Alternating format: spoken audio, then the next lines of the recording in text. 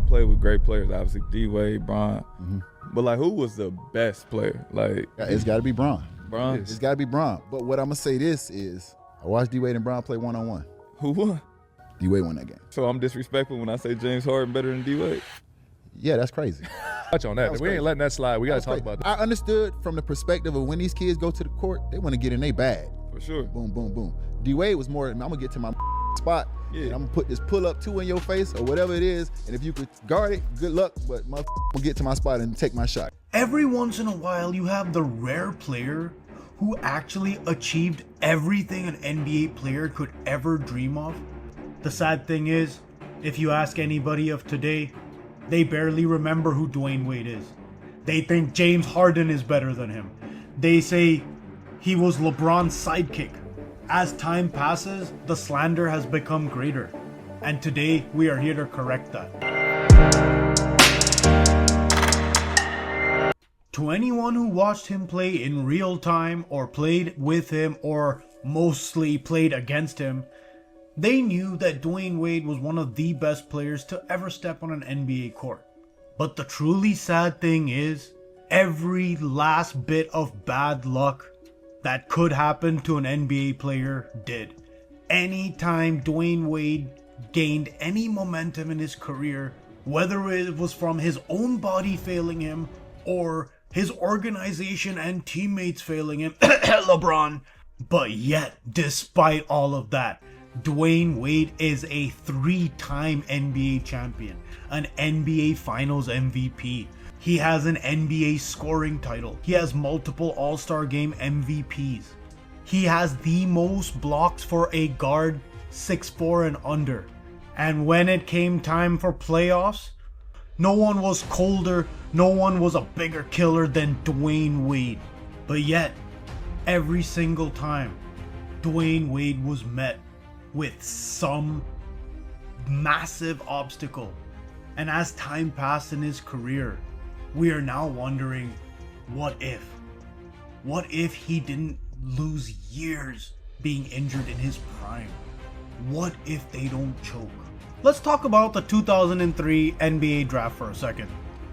This was the LeBron draft, the chosen one, the phenom. And it was the Carmelo Anthony draft. Oh, the guy who just won a national title with Syracuse?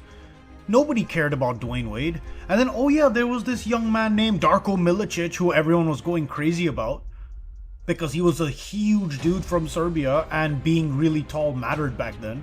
Then out of nowhere, 2006, Dwyane Wade wins an NBA championship. Literally out of left field as the unquestioned alpha dog before LeBron James, before Carmelo Anthony.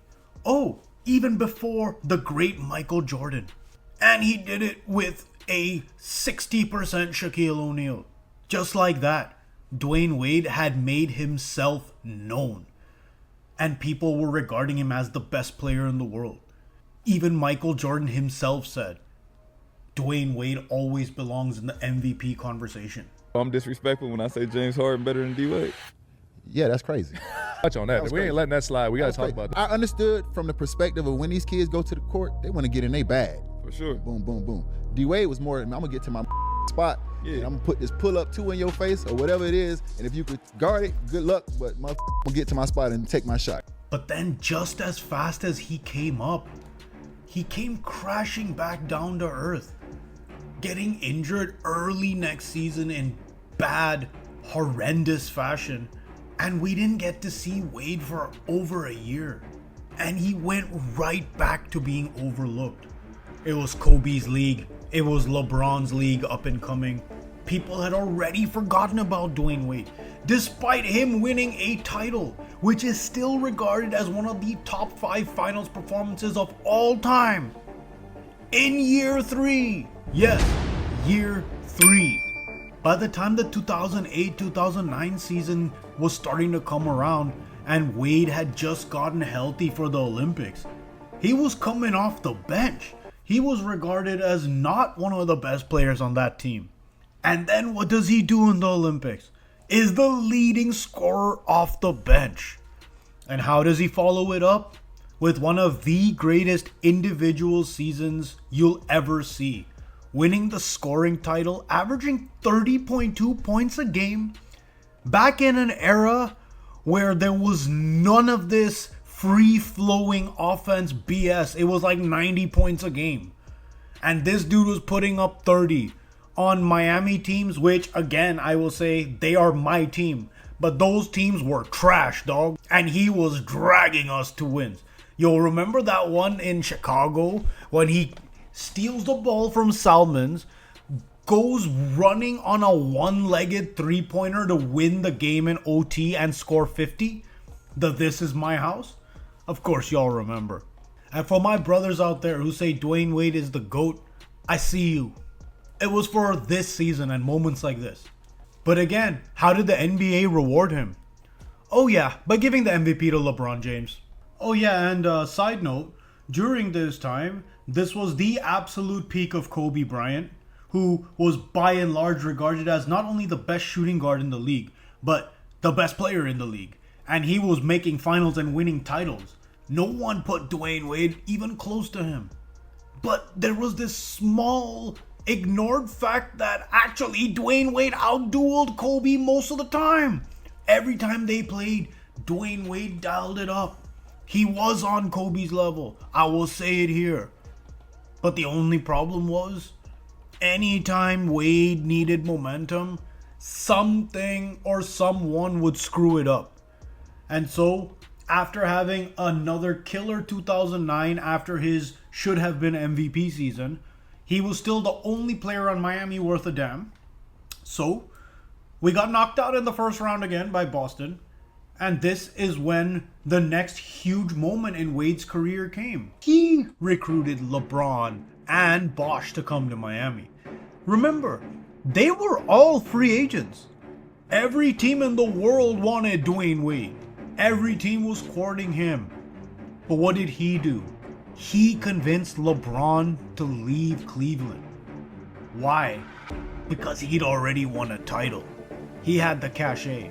And he was still at the peak of his powers. And what happened in the first year when LeBron came? The first year of the Heatles. The first year of the hate. What happened? Oh yeah, we went to the NBA Finals. And what is today regarded as the biggest choke in NBA history by LeBron James. Guess what's forgotten in the whole retelling of this bullshit? Dwyane Wade was playing like a Finals MVP, as he does, averaging over 26 points a game. We were up 2-0 and lost 4 in a row because LeBron James averaged 17 points a game and couldn't back down JJ Barea. And this cemented the huge black mark that the Heat were carrying. And Dwyane Wade's legacy got severely impacted, right? He's now part of that team that choked, which before he was the team that was the underdog. Now he has that finals loss on his record, and it never should have been there. And then again, the same old theme, as I've said many times, that occurred through his career happened again. Let's be honest, guys. LeBron was the more durable player, the one in better physical condition. His body didn't give out on him. But in terms of as a player at their peaks, Dwyane Wade was that dude, dog. He was, man. He was that dude. And for him the next year to cede the leadership of the team to LeBron, saying, you gotta be alpha dog. Dude, that's some real leadership. Tell me anyone with Dwyane Wade's talent and accolades, and he was still on the back end of his prime when he did this. He still had a couple good years. Imagine that. And oh yeah, what happened? The Heat won 2 in a row, with Dwyane Wade playing out of his mind still as the second banana. He made that transition. Kobe couldn't do it. Kobe hated being a second banana. Michael Jordan never entertained the thought. When LeBron was the second banana, he crumbled. But Dwyane Wade, he played it perfectly. And just when it looked like the Heat might three-peat, they ran into what nobody talks about. But this San Antonio team was actually, I have never seen better basketball be played in my entire life, truthfully. Plus, Dwyane Wade got hit with injuries the whole time. All those runs, they took their toll on him. He was getting shots in between half. He was not able to play. He had lost his burst again and again. No matter what, that injury bug followed him like a homing missile. Despite that, Wade was still able to get great moments even into his last season in 2019. But the truth is, we were robbed of many years of his prime. It actually amounts to like almost 2.5 years of prime Dwyane Wade. We were robbed of it through a combination of pure bad luck and organizational incompetence.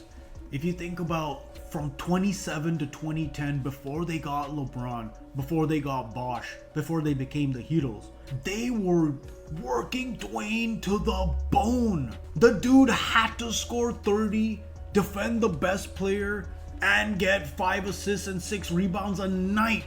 And still they were only coming in 8th and then getting whooped by 1st. Think about that. Then think about how things got so sour with LeBron James in Miami that he left. That was a power trip. But then how are you going to let Dwyane Wade walk out the door? He sacrificed money. He sacrificed opportunities. He sacrificed leadership for you. And then you throw him out the door. Then he goes to Chicago and kills it again. People forget that in Chicago, he was with Rajon Rondo and Jimmy Butler. Those guys were making noise. But again, injured. Wade got injured right when the Bulls were going to make a run. So if you think about each and every time Wade flew close to the sun, that injury bug would bite him, or his teammates would fail him, or his organization would fail him. And it just makes you think, what if, man?